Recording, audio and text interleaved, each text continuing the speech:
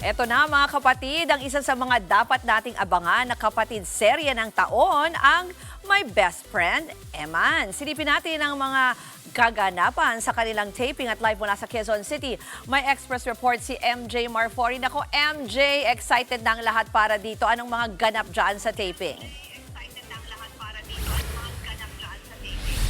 Yes, eto na nga Ruth, no? Talagang tuloy-tuloy na nga ang taping para sa pinakabagong inspirational serye ng TV5 ng Kapatid Network, ang My Best Friend Eman dito sa Quezon City. Kaya naman syempre, kanina pa tayo nandito para silipin ang cast, ang crew at lahat to sa kaganapan ng kanilang Day 19 sa set dahil everyday ito mapapanood soon sa TV5. So kanina nga nakita natin hard artwork sa eksena, sila siya Ina Magdayaw, JM De Guzman, sina Sid Lucero at syempre si MQAA star Ryrie Sofia dahil hindi biro ang mga karakter na kanilang binubuhay dito. Complex, layered at puno ng emosyon na tiyak nakapupulutan ng aral ng mga kapatid. Si Shaina gaganap bilang si Ruth, isang anak ng kriminal na sa kabila ng madilim na nakaraan pinipiling maging positibo at lumaban sa buhay.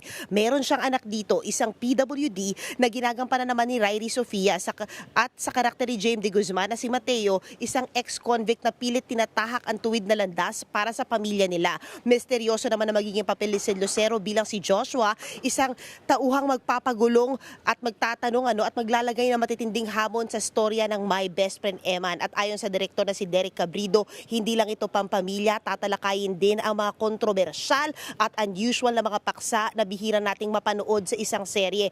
At hindi lang dyan natatapos ang pasabog. Abangan din ang bigating guestings at cameos na sigurado pong pag-uusapan dito dahil marami itong subplots o stories within a story. At syempre pag napanood nga ng mga kapatid natin ang My Best Friend Eman, mapapatanong sila, sino nga ba si Eman sa buhay mo? Sino nga ba si Mga kapatid, Ruth Cabalco, para sa mabilis na pasada ng mga balitang dapat niyong malaman, mag-follow at mag-subscribe sa social media pages ng News 5.